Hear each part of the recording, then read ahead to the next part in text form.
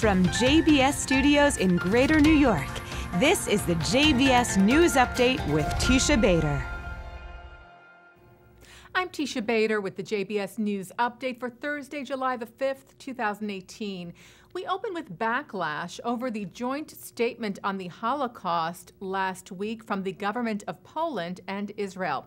If you recall, back in January, Poland passed the controversial Holocaust responsibility law, which made it a crime to suggest that Poland was at all responsible for the atrocities of the Holocaust. Last week, Poland voted to amend that law, making it a civil and not criminal offense.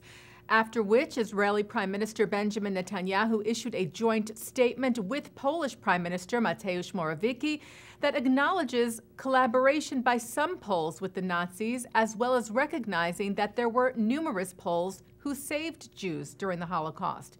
Today, the Yad Vashem Holocaust Memorial Center in Jerusalem, after conducting a thorough review of that joint statement, said it contains grave errors and deceptions.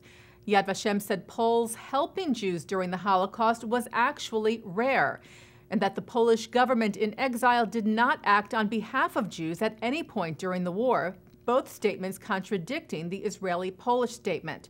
Yad Vashem also refers to a sentence in the statement that says that during the war, some people, regardless of their origin, religion, or worldview, revealed their darkest side at that time.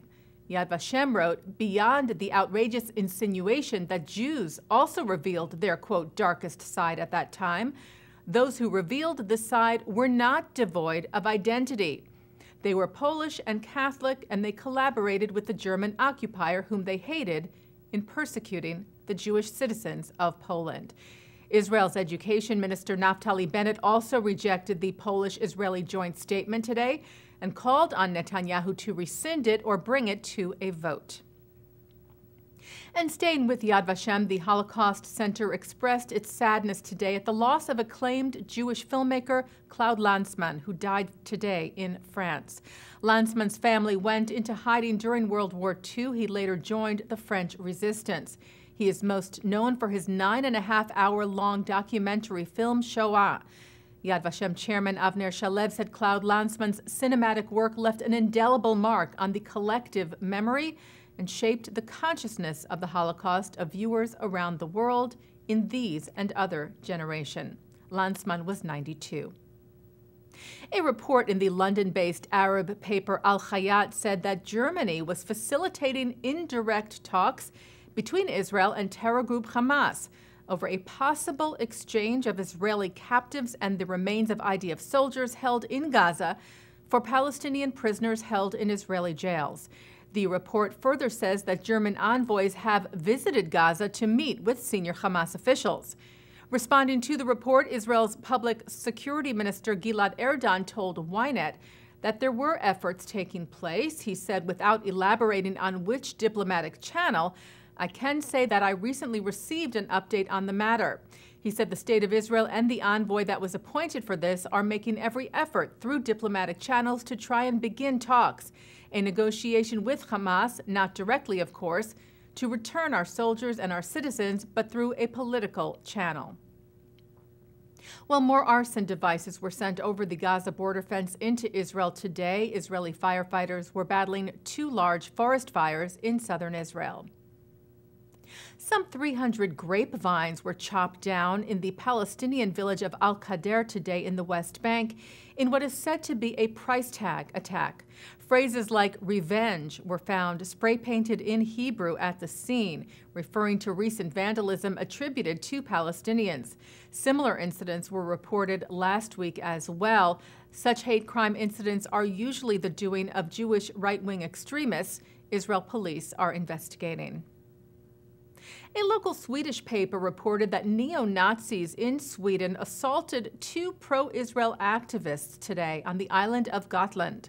The incident took place outside a pavilion set up by the Israel-Sweden Friendship Association, where members of the Nordic resistance movement came to protest and reportedly tried to cover the Israeli flag with their banner. When one of the members of the Friendship Association tried to stop them, she was grabbed, shaken, and pushed to the ground. treated for minor injuries. Another member was also lightly injured. Local police are investigating. Well, Israeli Prime Minister Benjamin Netanyahu extended his best wishes to the American people with a special video message posted to social media yesterday for the 4th of July. Congratulations, America, on the 4th of July. On that day, 242 years ago, a great birth of freedom occurred. And it wasn't just freedom for the United States of America. It was freedom for the world. What a difference America has made in standing up for liberty, standing up for democracy, and standing up for decency. America has our greatest admiration. America has no greater friend than Israel, and Israel has no greater friend than America. Congratulations, America. U.S. Supreme Court Justice Ruth Bader Ginsburg received a Lifetime Achievement Award from the Genesis Prize Foundation at a special ceremony held yesterday in Tel Aviv. Ginsburg was recognized for her advocacy on behalf of gender equality and the advancement of women. In her remarks, she quoted from a statement she made several years ago about her being Jewish and her role on the Supreme Court. I am a judge, born, raised, and proud of being a Jew. The demand for justice, for peace, for enlightenment runs through the entirety of the Jewish history and Jewish tradition. Taking a look now at our programming for tonight on JBS for Thursday, July the 5th. At 7 o'clock, it's Talmud Study with Rabbi Mordechai Becker. At 8 o'clock, Professor Jerome Chanis of CUNY talks about the American presidential administrations of the 20th century, how they each interacted with the State of Israel. At 9, Mark Golub sits down with Rabbi and historian David Dalen on the contributions of the first 3 Jewish Supreme Court justices, Louis Brandeis, Benjamin Cardozo, and Felix Frankfurter. At 10:30, we hear from Justice Ginsburg on her judicial philosophies and thoughts on some critical issues. And coming up right after this newscast tonight at 6:30, it's the Debka File. And that's the JBS News Update for Thursday, July the 5th, 2018. I'm Teisha Bader.